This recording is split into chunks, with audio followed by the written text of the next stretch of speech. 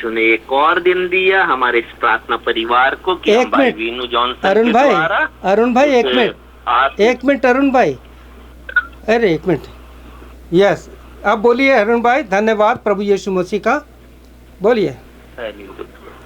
धन्यवाद करते प्रभु यीशु मसीह का। एक और बार प्रभु यीशु ने हमें समय दिया कि हम अपने प्रार्थना परिवार के साथ पास्टर वीनू जॉनसन के द्वारा उस आत्मिक मन्ने को लेने पा रहे हैं। और धन्यवाद करते कि प्रभु ने जो समय दिया है, वो जो वचन प्रभु यीशु हमारे बीच में हमारे भाई के द्वारा लेकर आता है। कीजिए यीशु, आपसे विनती है हाथ जोड़कर कि उस मन्ने को जब हम अपने जीवनों में ले हृदय की पट्टियों पर लिखें तो यीशु जिंदगी भर हमारे लिए आशीष का कारण बने। भैया वीनू, आपके पास समय है क्या हमारे बीच में आप वचन को लेकर आए? मैं आप सभी जो होप इन फेथ मिनिस्ट्री में जुड़ रहे हैं और जितने लोग हमारे साथ प्रार्थना की प्रेयर मीटिंग में हैं, उन सब का मैं स्वागत करता हूं और धन्यवाद देता हूं। प्रभु यीशु ने एक समय और दिया है कि हम प्रभु यीशु के वचन को सुने, और मैं धन्यवाद देता हूँ का जब से मैंने ये अपना hope in faith prayer meeting में जुड़ा हूँ तब से मैं गवाहियाँ सुन रहा हूँ। और हमारी बहन कह रही थी प्रभु हमें एक मन्ना दे, यानी इस्राएलियों को वो मन्ना दिया गया था, लेकिन वो कहते हैं हमारा जी उब गया।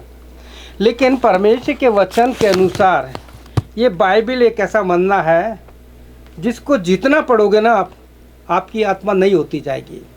तो आइए इससे पहले हम आज का वचन सुने। एक छोटा सा कोरस गा रहा हूँ जिसके द्वारा प्रभु हमारी महिमा कर सकता है। दीन दुखियों का वो दाता, भटके हुओं को राह दिखाता। दीन दुखियों का वो दाता, भटके हुओं को राह दिखाता। सीधे मार्ग में हमें चलाता, सीधे मार्ग में हमें चलाता। उसकी जय जयकार करो, जय हो जय हो जय हो जय हो जय हो जय हो।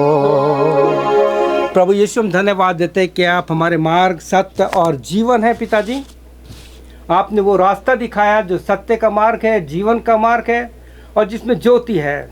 आज के वचन को तेरे हाथों में सौंपते जो तूने दिया है। धन्यवाद देते हैं प्रभु यीशु मसीह, तू हमें हर एक क्षेत्र में इस्तेमाल कर रहा है, चाहे वो हॉस्पिटल है, चाहे वो मोबाइल के द्वारा प्रार्थना है, चाहे वो परिवारों के द्वारा विजिट है। मैं इन सारे बहन भाइयों को तेरे हाथों में सौंपता हूँ, सबको आशीष दीजिए। प्रार्थना यीशु के नाम से, आमीन। हम सब बोलेंगे आमीन। धन्यवाद प्रभु यीशु का। आमीन। धन्यवाद, आमीन आमीन। धन्यवाद प्रभु यीशु का। प्रिय भाई बहनों, मैं आपको बताना चाहता हूँ ये प्रेयर जो है इस समय, ये जो आपको दिखाना चाहता हूँ कि ये मेरा सेल फोन है। ये सेल फोन है, आप देखिए इसमें सब लोग जुड़े हुए हैं और बहुत से लोग और भी हैं जो पीछे, क्योंकि स्क्रीन पे इतने नंबर नहीं आते हैं, लेकिन सब जुड़े हैं। सब लोग हमारे साथ प्रार्थना में है इस समय और हम लोगों के लिए प्रार्थना करते हैं। अगर आप चाहते हैं कि आप हमारे इस प्रेयर मीटिंग में जुड़े या आपके पास कोई ऐसा विषय है, मैं आपको बताना चाहता हूँ बड़ी ईमानदारी से इस प्रेयर मीटिंग में लोग प्रार्थना करते हैं। और जैसा आप जानते हैं कुछ लोग चले जाते हैं क्योंकि उनके बच्चों को सुबह स्कूल जाना पड़ता है, किसी को नौकरी पे जाना पड़ता है। तो इसमें टाइमिंग सेट कर रखा है कि जैसे जैसे लोगों के टाइम मिलते हैं उनको टाइम दिया जाता है ताकि वो अपनी प्रार्थना करके, और जब उनको जाना तो वो चले जाते हैं ताकि दूसरे दिन की तैयारी करेंगे। लेकिन धन्यवाद देते हैं, लोग आत्मा में यहीं तैयार हो जाते हैं। तो आज का वचन जो मैं आपके लिए लेके आया हूँ प्रिय भाई बहनों, बहुत ही सुंदर वचन जो प्रभु यीशु ने दिया है। वो वचन जो है हमें परमेश्वर की स्तुति सिखाता है और उसका जो वचन का विषय है, क्योंकि उसने मेरे नाम को जान लिया है, ये है। और जब हम यीशु के नाम को जान लेते हैं तो हम में एक अलग प्रकार का विश्वास पैदा होता है जिसे हम पेशेंस बोलते हैं, धीरज भी बोलते हैं और धैर्य भी बोलते हैं। ये धैर्य या पेशेंस या धीरज मन का वह गुण शक्ति है, मन की वो शक्ति है जिसकी सहायता से मनुष्य चाहे कष्ट हो, चाहे विपत्ति हो, चाहे मौत का जोखिम हो, चाहे भयंकर बीमारी हो, उन सब में विचलित नहीं होता या होती, उन्हें एक नई ताकत मिल जाती है और वो शांत रह करके, जैसे पौलुस ने सिखाया है। जब आप पढ़ेंगे पहला थिस्सलुनीके उसका 5 अध्याय 16, 17, 18, कभी कभी लिख लीजिएगा क्योंकि मैं बाइबल से नहीं पढ़ता, बोल देता हूँ। वहाँ लिखा है 16 में, सदा आनंदित रहो, दुखों में भी निरंतर प्रार्थना करते रहो, जो हम लोग करते हैं। और सबसे मुख्य बात वो कहता है, हर बात के लिए परमेश्वर को धन्यवाद दो। तो आइए आज अब बढ़ते हैं और मैं आपको बताना चाहता हूं कि याकूब की पत्री में जब पढ़ेंगे, आज का वचन जो है मैं खास जवानों के लिए भी दे रहा हूं और आप लोग जो मेरी उम्र के हैं उनके लिए भी है। एक सुंदर बात बताना चाहता हूं, वो बात ये है कि बीमारी, परीक्षा जिसे बोलते हैं टेस्ट, और दूसरा परीक्षा का अर्थ है टेम्पटेशन, यानी टेस्ट, टेम्पटेशन और हमारी परीक्षा, ये किसी की उम्र नहीं देखती। छोटे बच्चों को भी बीमारी होती है। पिछले दिनों जब मैं हॉस्पिटल में था, जब मैं हॉस्पिटल जाता हूँ, बहुत से लोगों से मिलता हूँ, डॉक्टर्स लोगों से मिलता हूँ, नर्सेस से मिलता हूँ और उनसे संगति करता हूँ। तो एक नर्स ने कहा, जो इंडियन थी, उसने कहा कितनी अजीब बात है सर कि देखो छोटे छोटे बच्चे जो पाप भी नहीं करते वो किस प्रकार से बीमारी से जूझ रहे हैं। तो प्रिय भाई बहनों, उसको बताने का तो अवसर नहीं था, लेकिन बताना चाहता हूँ, नीम का बीज जो होता है ना, छोटा सा होता है, आप उसको ज़मीन में उगा देना और जब वो फूटेगा ना, उसके जो कोमल पत्ती है ना, आप उसको तोड़ के चखना, वो मीठी नहीं होगी, कड़वी होगी। आपका और हमारा जन्म मनुष्य की इच्छा से, मनुष्य की शरीर से हुआ है। वो आदम का स्वभाव पाया जाता है और वो स्वभाव ऐसा होता है कि पाप का हमारे जीवन में रहता है, पाप का स्वभाव रहता है। और अय्यूब की पुस्तक बताती है कि जो बीमारी है ये सब शैतान लाता है। उस अय्यूब की पुस्तक में आपको टेस्ट भी मिलेगा और टेम्पटेशन भी मिलेगा। वो दुष्ट कई प्रकार की टेम्पटेशन लाया, लेकिन उसका फायर टेस्ट था। उसने कहा, मैं जिसको जानता हूँ, जिस पर मैंने विश्वास किया है, उसको मैं गहराई से जानता हूँ। और वही बात यहाँ पे परमेश्वर का दास दाऊद कहता है, भजन 91 जब पढ़ेंगे तो वहाँ लिखा है, उसने जो मुझसे स्नेह किया। मैं आपको 14 वर्ष से पढ़ रहा हूँ, बहुत गहराई से आप इसको पढ़िए। उसने जो मुझसे स्नेह किया है, इसलिए मैं उसको छुड़ाऊंगा, मैं उसको ऊंचे स्थान पर रखूंगा, क्योंकि उसने मेरे नाम को जान लिया है। जब वे मुझे पुकारे, आज बहुत से लोग गवाही दे रहे थे। हमारी नुसरत बहन जो पाकिस्तान से है, अलग अलग बहनों ने, एक बेंगलोर से बहन है जिसने आई थिंक बेंगलोर बांग्लादेश से होंगी, सृष्टि बहन जो है, उसने किस प्रकार से गवाही दी कि मैंने पुकारा और प्रभु ने सुन लिया। परमेश्वर का दास यशायाह भी कहता है कि तुम्हारे मांगने से पहले तुम्हारे मुंह से शब्द भी नहीं निकलेगा। 65 अध्याय में लिखा है कि मैं उनको उत्तर दे दूंगा। Jesus is the answer. तो ये लिखा है कि जब वे मुझे पुकारे तब मैं उसकी सुन लूंगा, संकट में मैं उनके संग रहूंगा और उसकी महिमा बढ़ाकर मैं उसको दीर्घायु से तृप्त करूंगा और अपने किए का उद्धार दिखाऊंगा। प्रिय भाई बहनों, यहाँ पे आज हम पढ़ते हैं इस चीज को कि क्योंकि उसने मेरे नाम को जान लिया है। मसीह समाज में यीशु के बारे में जानते हैं, अभी यीशु को नहीं जाना है। आपको सच बता रहा हूं मैं, ये कड़वा सच है। जब उनको दुख और तकलीफ आती ना, बिस्तरे में पड़ जाते हैं, तब वो यीशु को पुकारते हैं। लेकिन मेरा और आपका यीशु ऐसा है कि वो कहता है, संकट में जब वो मुझे पुकारेगा ना, मैं आपको एक बात बताना चाहता हूँ, ये वचन इतना सुंदर है कि मैं संकट में उसकी सुनूंगा और उसके साथ रहूंगा। लेकिन निकालेगा कब? जब आप उसके नाम को जान लेंगे। व्यक्तिगत मेरा जीवन बहुत संकटों से, बहुत दुख तकलीफ में से, मौत के जोखिम में से निकला है। लेकिन परमेश्वर ने मुझे एक वचन सिखाया जब मैं अपने बिछौने पे था, पूना के बेडरूम पे था, मेरा ऑपरेशन हुआ था, सुनाई नहीं आता था, सब था। तब प्रभु यीशु ने मुझे एक सिखाया कि तू जब भी प्रार्थना करे कहना lord break me, mould me and make me, मुझे तोड़ मोड़ और बना। कोई भी बर्तन बनाया जाता है, कुम्हार का बहुत अच्छा वर्णन है यिर्मयाह की पुस्तक में। टाइम नहीं है कि मैं उस सारी चीज़ों को बताऊं, लेकिन मैं सोचता हूं कि मैं लिख लेता हूं कि मैं कुम्हार का वर्णन भी आपको बताऊंगा। यिर्मयाह की पुस्तक में जो लिखा है मैंने लिख लिया है, इस पे आपको बहुत अच्छी बात बताऊंगा, शॉर्ट डिवोशन। तो यहाँ लिखा है कि क्योंकि उसने मेरे नाम को जान लिया है, मैं उसको छुड़ाऊंगा और उसको ऊंचे स्थान पर रखूंगा। आज मैं आपके साथ 5 व्यक्तियों के बारे में बताना चाहता हूं। आप पहले बाइबल पढ़िए। आप जब बाइबल पढ़ेंगे आप उत्पत्ति 39 से लेकर 50 तक पढ़ जाइए। यूसुफ का वर्णन पढ़िए। और जब आप दूसरा तीमुथियुस 2 अध्याय उसका 22 पद पढ़ेंगे तो वहां लिखा है कि जवानी की अभिलाषा से भाग। ये जवानी की अभिलाषा बूढ़ों में भी होती है, जवानों में भी होती है, आज तो 8 साल के बच्चे में भी है, क्योंकि आज के 8 साल के बच्चे ने भी इससे सब सीख लिया। फिर इससे सब लिखे है। 8-9 साल के बच्चे को सब पता है। इसने ये जो 666 है ना, लेकिन इसको हमने अपने परमेश्वर के लिए उद्धार का और क्या कहते हैं परमेश्वर की तलवार बना लिए है।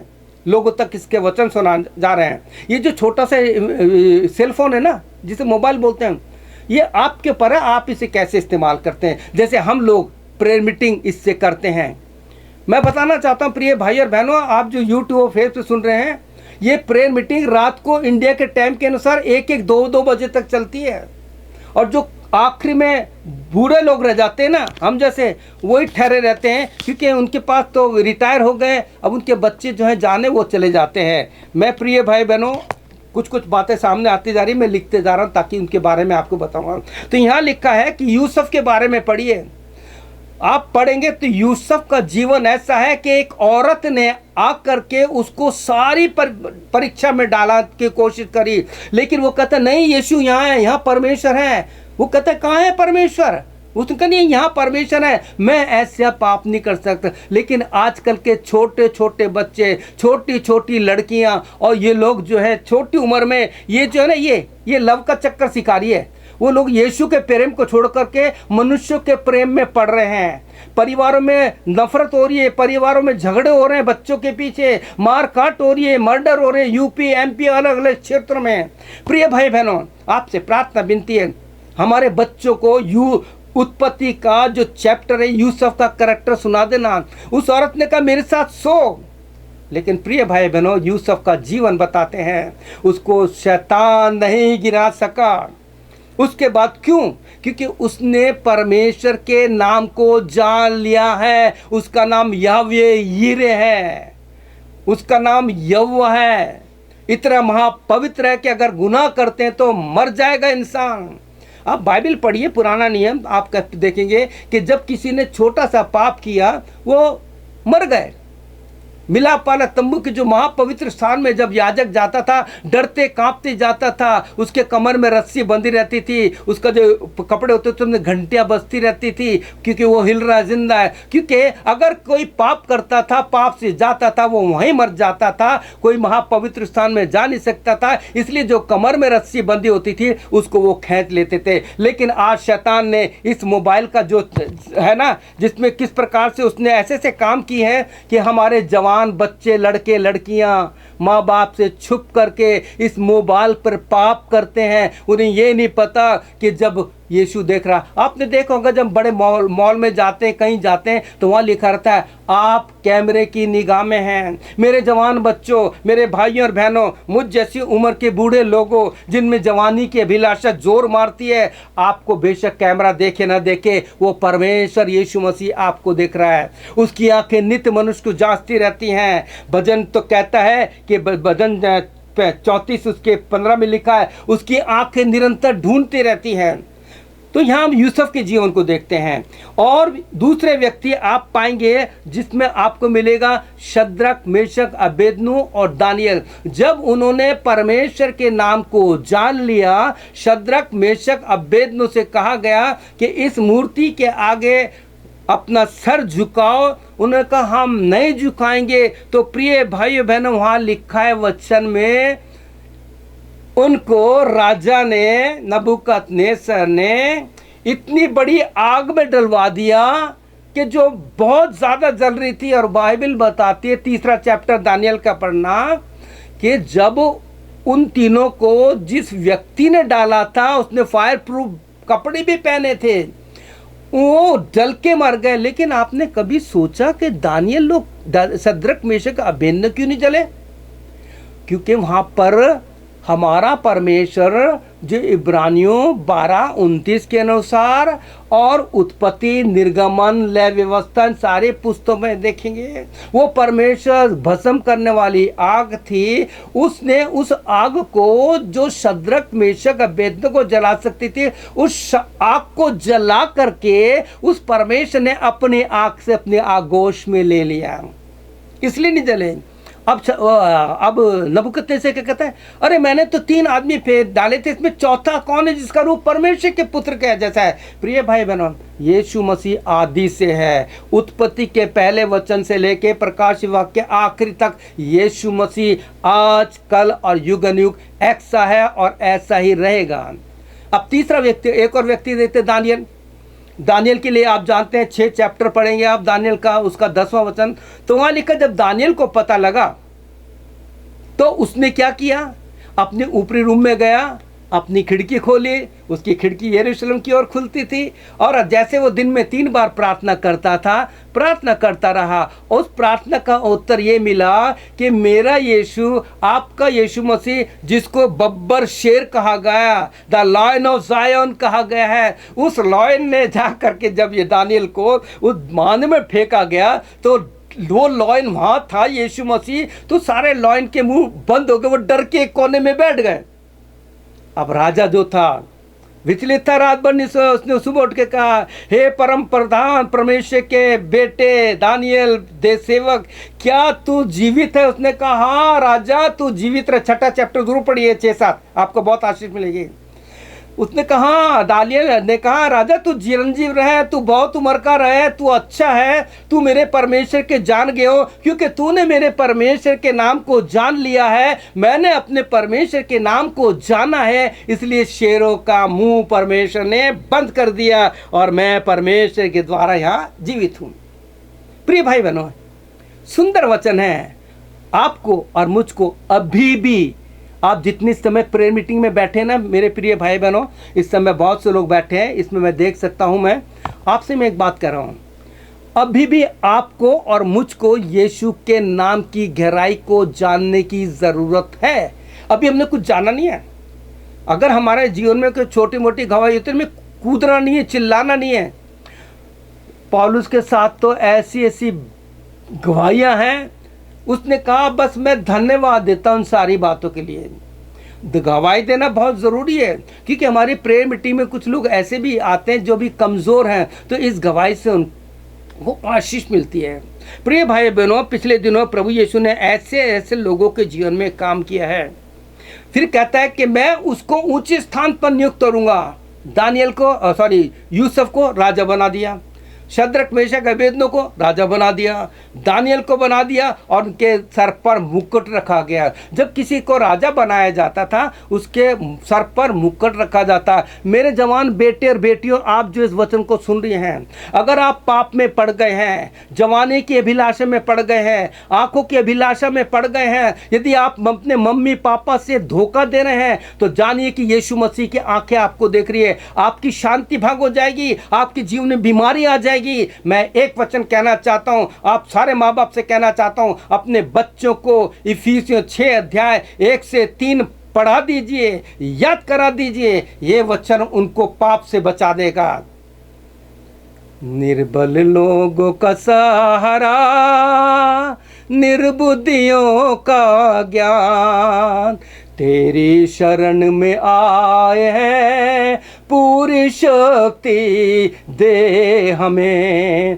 पाप से बचा, शाप से बचा, रोग से बचा, मैं तेरा हूँ यीशु। मेरे बेटे और बेटियों, जवान बच्चों, आज बहुत से बेटे और बेटियां जो मम्मी पापा को धोखा दे रहे हैं, इफिसियों 6:1-3 को ठुकरा रहे हैं, उनके जीवन में शांति नहीं है, उनके जीवन में टेंशन है, बीमारी में गिर जाते हैं, चक्कर में गिर जाते हैं। क्यों? इसने उनका जीवन बर्बाद कर दिया है। ये जवानों के साथ भी है, माँ बाप के साथ भी है। हम इसको कैसे इस्तेमाल करते हैं ये हमारे ऊपर है। इस छोटे से इंस्ट्रूमेंट को परमेश्वर की बना दो। बिली ग्राम की एक किताब में पढ़ा था कि इस बाइबल को परमेश्वर की एक हथियार बना लीजिए, और जो शैतान आप पर तीर छोड़ता है ना, इसमें तीर भी हैं, मिसाइल भी हैं, और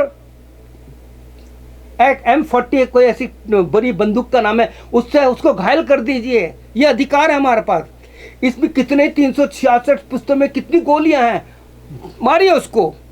केवल यीशु मसीह आपको बचा सकता है, और लिखा है कि मैं उनको ऊंचे स्थान पर रखूंगा। जब आप इन परीक्षा, टेस्ट और टेम्पटेशन से निकल जाएंगे तो प्रभु यीशु कहेगा, ये मेरा बेटा और मेरी बेटी है। उड़ाऊ पुत्र ने आकर के अपने पापा को एक बड़ी लिस्ट दिखाई। उसने कहा, मैंने सर के विरोध में, अपने माता पिता के विरोध में पाप किया है। पिता, मैं तेरा बेटा कहने लायक हूं।